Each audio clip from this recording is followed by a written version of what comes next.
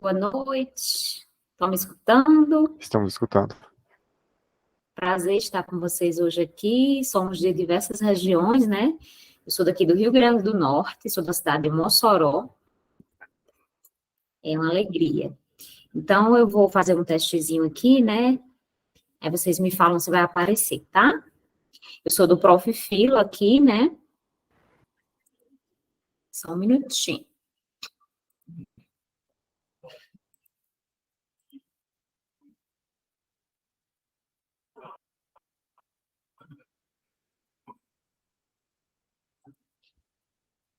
Apareceu aí para vocês? Está carregando.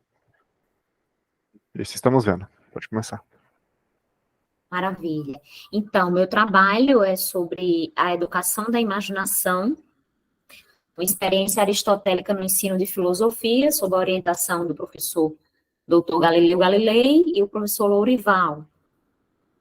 Então, qual é o problema da minha pesquisa, né? As imagens, elas são condição para o conhecimento? Sim ou não? Né? As imagens aqui, não essas imagens que vocês estão vendo no slide, mas a imagem como a representação da forma das coisas. Uma cópia da realidade percebida pelos sentidos. Então, podem elas servirem como recurso ao ensino de filosofia, sendo as imagens que compõem a imaginação, que é uma faculdade da alma, uma vez sendo a imaginação desenvolvida, como essa imaginação sendo desenvolvida nos torna mais inteligentes e amantes da sabedoria, né? Então, eu coloquei minhas fontes primárias, minha obra principal é o De Anima, de Aristóteles, que chama Da Alma, né? A Ortodoxia, de Chesterton, A Imagem Descartada, de C.S. Lewis, que foi uma série, na verdade, A Imagem Descartada foi uma série de palestras que foram publicadas depois da morte dele, que ele deu, né, em Oxford, foram transformadas em livro. O fabuloso livro Azul, compilado por Andrew Lang, que é um compilado de contos de fadas. E também os analíticos posteriores de Aristóteles, e a fonte secundária é o Enrico Berti, que é um comentador de Aristóteles.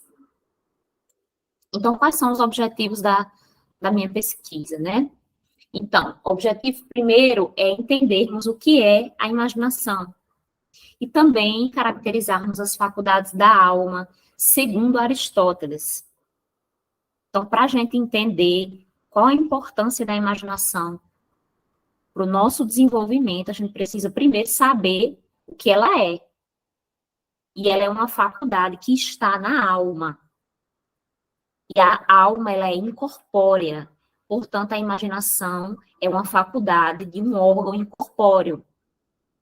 Então, a gente precisa entender o que é imaginação, e Aristóteles falou, escreveu, né, na verdade ele não escreveu, porque também são aulas, né, que ele deu, que foram transformadas em escritos depois. Então, entender a necessidade de educar a imaginação para compreendermos a realidade.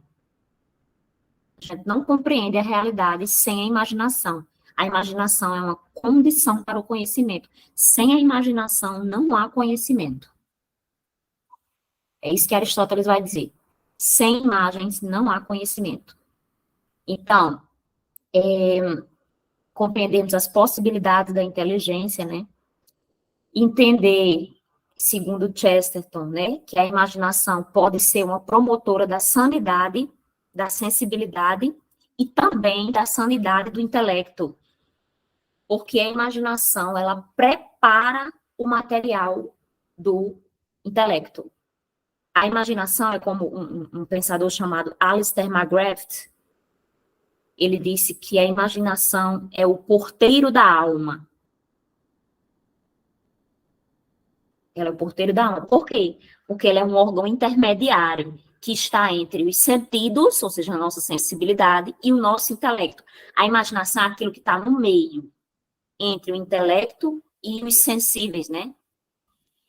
Então, ela prepara, a imaginação, ela fornece o material para o nosso intelecto. Ela quem dá o material para o intelecto. Então, perceber ainda, segundo Chesterton, como na modernidade, em contraste a essa percepção aristotélica, há uma fuga da realidade pelo não uso da imaginação, olha só, né? Porque a gente acha que a imaginação é uma coisa, né, que trabalha só com fantasia e tal, mas ela usa da fantasia para compreender a realidade. E que, por não ser desenvolvida hoje no nosso ensino, que Chesterton chama de educação moderna, né? Isso pode levar à loucura, né? Isso pode levar à loucura. Então, a gente vai entender também o que é esse conceito, né, para Chesterton. Então, atualizar a questão sobre a alma a partir de C.S. Lewis, porque ele também falou sobre a alma, né? Ele também tem algumas conceituações a fazer sobre o que é a alma. Então, mostrar como Lewis e Chesterton são exemplos vivos de pessoas que foram educadas a partir dos contos de fadas. Então, eu dou um enfoque na minha pesquisa aos contos de fadas, né? Como eu vou usar os contos de fadas, né, no ensino de filosofia para educar a imaginação. Eu vou usar os contos de fadas como ferramentas. Então, tanto Chesterton vai dizer, né, que a filosofia dele é a dos contos de fadas. Ele diz que os contos de fadas foram a babá dele. E Lewis também, ele tem uma história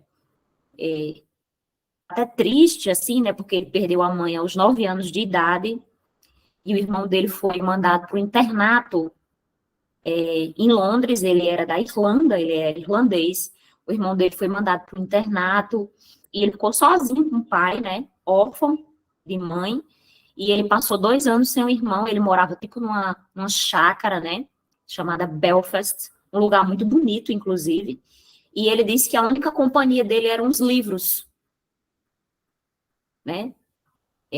Então ele disse que passava o dia inteiro lendo contos de fadas, né. E aí ele se torna um grande escritor, né, autor de Crônicas de Nárnia, né, e de diversos livros também. Ele era também um filósofo, né, embora escritor de literatura fantástica. Então, foram 2 pessoas que foram criadas, digamos assim. O Lewis, por exemplo, ele amava a literatura nórdica, né, os contos nórdicos, que são muito bons, inclusive. Então, desenvolver a hipótese de que como é que funciona o processo de apreensão do conhecimento, né? Ele precisa ser respeitado. Então, assim, a educação, ela deve se basear nesse processo de apreensão do saber, né? Então, se nós temos a imaginação, nós devemos educar a imaginação, né? Se a gente tem esse órgão, a gente deve trabalhar nossa educação como tendo esse órgão, né? E não como fazendo de conta que ele não existisse, né? Então, propor exercícios, né, voltados para esse desenvolvimento, que ampliem o horizonte de consciência do aluno e desenvolvam um tino filosófico no aluno, né? Então, a gente vai usar como metodologia a pesquisação, que é aquela onde o pesquisador participa ativamente da pesquisa, né, através da realização de seminários, como preconizados por Mortimer Adler, que foi um filósofo americano, né, que ele trabalhava com esses seminários que tem uma pegada meio socrática, né, uns debates meio socráticos. Então, essa pesquisa, ela é realizada com alunos de primeiro e segundo ano do ensino médio, né. Eu sou professora aqui na cidade de Mossoró, de uma escola estadual, eu estou desenvolvendo com os alunos. Então, a justificativa do nosso trabalho é, por nosso contato com a realidade ele não ser direto, nós não aprendemos a realidade de maneira direta. Então, a gente faz o quê? A gente lança a mão de símbolos, né, para explicar. Então, daí a importância do conhecimento literário, né. Então, apesar da filosofia ser uma disciplina teórica, né, ela nos presta a orientar a agir no mundo, mas antes a gente precisa compreender, né? Para agir no mundo, a gente precisa primeiro compreender o mundo, né? A gente precisa compreender para depois, né, agir sobre ele. Então, aprender a pensar, filosofia, aprender a pensar usando os contos, né? Tendo em vista que os contos, eles trazem os grandes temas que fazem parte da natureza humana, né? A beleza, a bondade, o sofrimento, o amor e até mesmo o mal, né? Então, para a gente ordenar nossa alma, né? Arrumar nossa alma, ordenar nossa alma, não precisa necessariamente a gente viver determinadas coisas, até porque nem dá tempo, né? Então, a gente pode compreender o mundo a partir de uma vivência ficcional. Então, não precisa eu passar por certa experiência quando eu posso ler sobre a experiência. Não precisa eu experimentar em primeira pessoa. Eu também posso conhecer através do testemunho alheio, que é a literatura. O que é a literatura? É um mundo de possibilidades. É um mundo de possibilidades. Então, também, meio que tentar contribuir, né, para acabar com esse preconceito de que os contos de fadas são historinhas de criança. Esse preconceito, ele nasce muito, né, por causa da adaptação feita pelo cinema, né,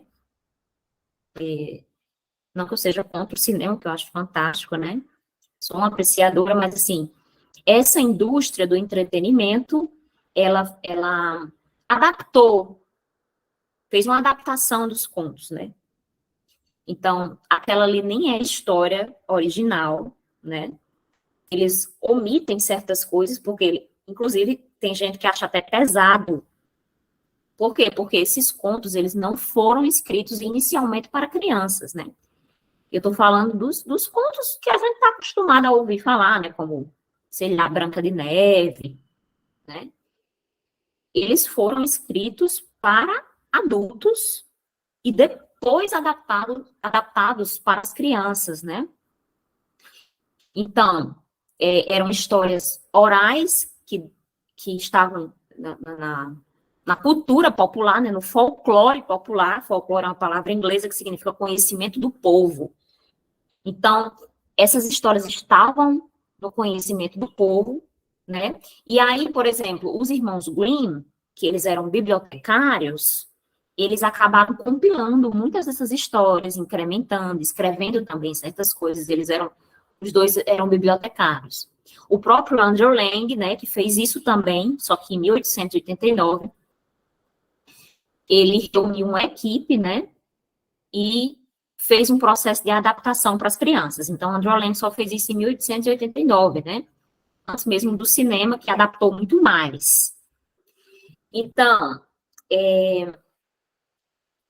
essas histórias, elas eram muito contadas para cortes reais também, né? Então, como não tinha televisão no tempo, né? Não tinha série, não tinha filme, então, muitas pessoas se candidatavam a contar essas histórias nas cortes para o entretenimento dos reis. Eles contavam para os reis, né? Também tinha isso. E, por último, eu coloquei como justificativo do meu trabalho o desenvolvimento da linguagem, uma vez que eu leio esses contos em sala, faço leitura em voz alta, né? E eu sempre digo que a leitura em voz alta, eu não sei como está hoje, né? Faz um tempo que eu não vejo essa atualização, mas a leitura em voz alta era, eu não sei se ainda é, o segundo tema mais pesquisado da academia nos Estados Unidos, leitura em voz alta, né? A importância da leitura em voz alta para o desenvolvimento da inteligência e da linguagem é uma coisa assim, fora de sério, né? Até porque a leitura silenciosa é uma coisa mais, eu vou usar entre muitas aspas, mais moderna, né? Nos primórdios, a leitura também pela falta de livros impressos, né? Não tinha imprensa ainda inventada, ela era feita em voz alta, né? Então, com toda a entonação, a diferenciação de vozes entre os personagens. Então, a metodologia, como eu falei de maneira muito breve, nos objetivos, né? Ela começou com uma pesquisa bibliográfica, né? E depois, nós, junto, eu e os orientadores, escolhemos a pesquisação, né? Tendo em vista que é uma estratégia, né, que se encaixa no desenvolvimento da minha atividade professoral, né, para aprimorar meu ensino e também aprimorar o aprendizado dos alunos, né. Essa pesquisação, ela planeja a prática, ela monitora os resultados e, por último, ela avalia, né. Então, esses seminários, como eu falei, né, eles são feitos de forma bem eles são conduzidos por meio de perguntas e respostas, né, que podem ser contestadas em cima do texto lido, né, focando nas sub-áreas da filosofia. Então, eu vou só passar aqui, depois eu volto, eu fiz um quadrozinho dos pontos que eu vou usar na minha pesquisa. Então, desde já me adianto, porque, assim, sei que nós temos coisas boas aqui no Brasil, nós temos coisas boas, inclusive, eu leio para os meus alunos Monteiro Lobato, por exemplo, eu leio Monteiro Lobato com meus alunos, inclusive, os contos de Monteiro Lobato são muito pouco conhecidos, são muito difíceis, eu acho, assim, são fantásticos, mas, assim, eles são mais difíceis do que os contos que eu, por exemplo, trago aqui, né? Por que eu trouxe esses contos, né? Porque cada um se encaixava numa sub-área da filosofia. Por exemplo, eu trago o Príncipe Jacinto e a Querida Princesinha para a área de epistemologia. E aí eu faço a pergunta, né? Nossa visão de mundo é neutra? Pode existir confusão entre o que é bem e mal? Tudo isso a partir do conto, né? Entre o que é belo e feio, entre o que é certo e errado, o que é falso e o que é genuíno no conhecimento. Será que a alteração de ambiente cognitivo pode influenciar a nossa percepção das coisas? Tudo isso tem no conto. Tudo isso tem no conto. Então, por exemplo, trouxe o Príncipe Querido para falar de ética, né? O que é certo e errado. Existem pessoas boas, né? Qual o fim dos nossos meios, né? Como as virtudes, aliás, as virtudes e os vícios, elas podem vir com a prática. É possível viver sem lei? É possível viver contra a lei? Tudo isso também a partir do conto, né? Então, a história de Widdington, né, que é sobre metafísica, o que é uma propriedade, o que é a riqueza, o que é a pobreza, porque todos esses temas também são tratados nesse conto, né? Um menininho que nasceu muito pobre, órfão, e fica rico, né? Então, o que é riqueza, o que é pobreza, né? Será que a igualdade é possível? Então, João e Maria, né, para falar da antropologia filosófica, o que é uma pessoa, o que é a natureza humana, né, tendo em vista que os pais de João e Maria deixaram eles para morrer, né, na floresta. Os próprios pais soltaram eles na floresta para serem mortos, né. E, por último, a Pequena Sereia aqui, para falar sobre estética, né, o que é a beleza, né. É um conto bem estético, né, a Pequena Sereia. A arte deve ser bela, o que é uma experiência estética, né. Então, voltando aqui. Então, eu escolhi... Com licença, professora, perdão interromper, só avisando que temos mais 3 minutos de apresentação, 50 perguntas, mas como vai ser a última, acho que não tem problema se estender um pouquinho. Muito obrigada, meu querido. Então, eu envio esses textos para eles em PDF, né, a pesquisa já foi aprovada, né, pelo comitê, então, só passando aqui. Então, a primeira parte do meu trabalho, eu falo que é a imaginação, né, e o que é a alma, segundo Aristóteles, né. Então, a alma não age sem envolver o corpo, né, não é que nós somos corpo e alma, nós não temos um corpo, nós somos corpo e alma, né. Então, nossa educação tem que levar em conta isso, né. Então, só passando aqui, porque na verdade eu fiz um slide bem grande, eu tenho dificuldade de síntese, né. Então, através dos sentidos que a gente percebe o mundo real, né. Então, nós temos uma percepção sensorial, né, que capta a realidade, né, que são os nossos órgãos, o olfato, o tato, o paladar. eles captam. A partir dessa captação, né, nossa alma, ela pega essa percepção e transforma num fantasma. Fantasma significa imagem, né? O fantasma, ele surge depois da percepção sensorial. Então, todas as vezes que nossa percepção sensorial transforma algo em fantasma, isso atualiza a nossa capacidade imaginativa, né? Deixa eu ver o que mais. Então, as imagens, elas nada mais são do que conteúdos de sensações que são destituídas de matéria, né? Se a alma é imaterial, o conteúdo da alma também é imaterial.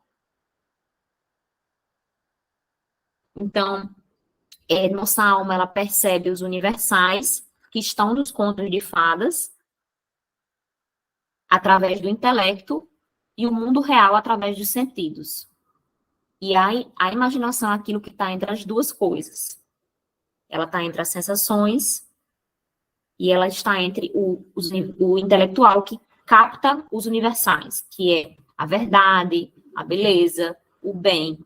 E ela vai fornecer o material para a percepção desses universais.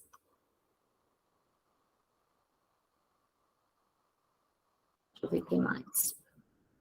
A gente precisa da imaginação, né? Na retórica, para construir um prédio, por exemplo, né? Os animais, eles usam a imaginação em certa medida, mas como eles têm a memória curta, então não dá tempo deles formarem fantasmas, né? Porque eles têm a memória muito curta.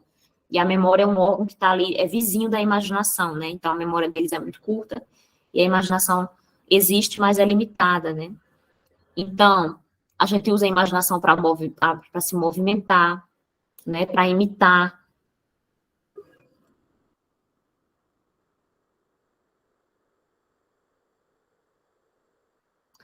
Então, a segunda parte, né, como eu falei, sobre Chesterton, que ele vai falar sobre o poeta,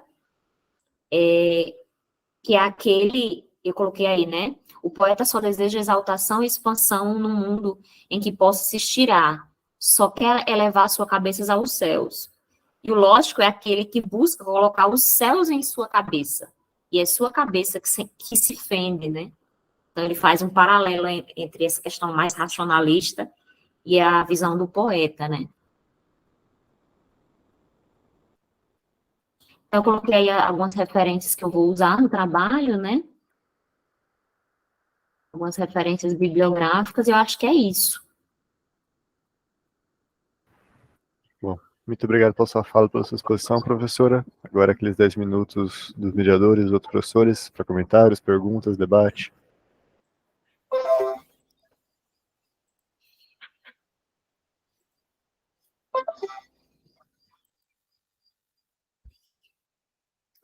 Bem, deixa eu falar aqui, começar, cumprimentar a Sara, né, pelos estudos que ela vem desenvolvendo, né, se percebe aí que a Sara está bastante envolvida com o seu objeto, né, com aporte teórico e bibliográfico, né, que estão permitindo a ela dialogar com essas questões. São temas profundos, né, que exigem uma dedicação, né, que a gente percebe que a Sara está... Que bom que está envolvida com questões tão densas, né, e está conseguindo demonstrar sua construção, está caminhando, né? Eu fiquei aqui, assim, para perguntar a Sara, porque quando ela fala dessa questão dos sentidos, da imaginação e do intelecto, e depois da necessidade, vamos dizer assim, não sei se é essa palavra, né, mas de como se coloca a questão dessa educação da imaginação, né? Porque é uma questão que inquieta a gente, né? Quer dizer, como é que você educa a imaginação? Moldando? Eu sei que não é essa a proposta do seu trabalho, né? Mas é a perspectiva do debate sobre isso. Quer dizer, você modela a imaginação para ela ter um limite, não cair na loucura, no delírio, no absurdo, né? E ao fazer isso, como é que se faz para que essa modelação da imaginação não escape para outras formações assim da consciência, né? Que não seja aquela que seja crítica, dona de si, autônoma, né, Sara? Então, quando você diz assim, é importante pensar numa educação da imaginação, eu queria entender melhor esse ponto da sua discussão. Muito bom, obrigada, meu querido. Na verdade, essa educação não seria nem, eu não usaria nem a palavra moldar, seria fornecer um bom material, fornecer boas imagens. Então, por exemplo, quando Platão diz que a música ruim corrompe a alma. Então, assim, se você só escuta música ruim, Platão vai dizer que você vai destruir sua razão. Então, assim, educar a imaginação para mim é fornecer boas imagens, um bom material, que é uma leitura de qualidade, que trabalhe com temas, por mais que a leitura não seja difícil, mas que trabalhe com temas profundos, com os universais. Então, seria basicamente, então, se você só come coisa ruim, né? Se você só come coisa ruim, se você só come comida ruim, é óbvio que isso vai fazer mal para o seu corpo, né? Então, se você só assiste filmes ruins, né? Séries ruins, livros ruins, que tem livro ruim também, né? Então, é óbvio que você não está desenvolvendo sua imaginação. Pelo contrário, você está fazendo mal à sua inteligência, porque você está dando à sua imaginação um material ruim. E sem imaginação, não existe formação de conhecimento. É isso que Aristóteles vai dizer. Porque é ela que fornece o material para o intelecto. Então, se você dá um material ruim para ela, você não vai aprender a pensar. Você não vai formular um conhecimento. Entende? Entendi.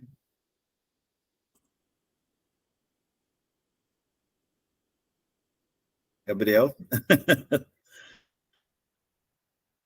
Desculpa, estava resolvendo uma coisinha ali.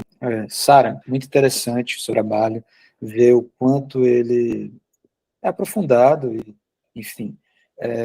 E a análise que você faz, não sei em que medida também você pensa, você utiliza, em que momento, não sei se você utiliza isso no primeiro, no segundo, terceiro ano com filosofia para crianças, isso não ficou muito claro para mim, mas independente disso, assim, eu acho super interessante você trazer os contos, assim, talvez tratar, né, dos gêneros literários, filosóficos, mitos, fábulas, contos, dessa maneira, fazendo essa conexão com a filosofia, né?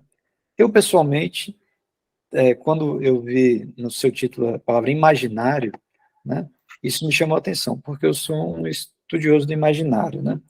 Mas, quando você falou sobre Aristóteles, a maneira como você falou, eu veria de uma maneira mais crítica o Aristóteles, né? Porque o Gilbert Durand, que é considerado um dos grandes estudiosos do imaginário, ele vai dizer assim, Aristóteles, ele tem sim uma visão da imaginação, mas ele acaba matando o imaginário com a sua lei do terceiro excluído. Por isso ele cria um conceito chamado terceiro incluído, né?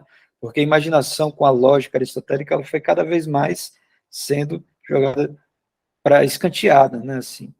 Mas assim, eu fiquei pensando, por exemplo, assim, você a partir de Aristóteles falar dos contos, né? O que isso me remeteu, vamos dizer assim, genealogicamente, né? Eu pensei assim, Aristóteles, por exemplo, ele falou, chegou na retórica a falar sobre as fábulas, né? Mas as fábulas não são contos, né? Apesar de ter uma estrutura, às vezes, um pouco semelhante. Principalmente conto de fadas, que é o que você trouxe, que é, na verdade, uma prática mais que se inicia na Idade Medieval, né? E depois, como você trouxe muito bem, os irmãos Grimm, vai sendo aperfeiçoado, né, assim, na modernidade. Mas um cara, assim, que eu pensei que poderia meio que fazer uma síntese dessa perspectiva, assim, como um desdobramento disso, é o Shakespeare, né? Porque o Shakespeare, ele mistura contos de fadas com mitologia e com várias coisas, assim. E aí eu fiquei assim, pensando mais assim, como uma provocação para você, assim, né? Ou com uma continuidade, uma possível continuidade, ou uma ruptura, não sei, enfim. E é isso, assim, eu também não sei se você já qualificou, se você concluiu, mas parabenizo pela sua pesquisa, acho que é uma pesquisa muito relevante, e a minha provocação é ir mais além agora, trazendo mais elementos para se aprofundar mais, não ficar só em Aristóteles, ou até talvez fazer a crítica ao Aristóteles, tá bom? Obrigada, muito obrigada.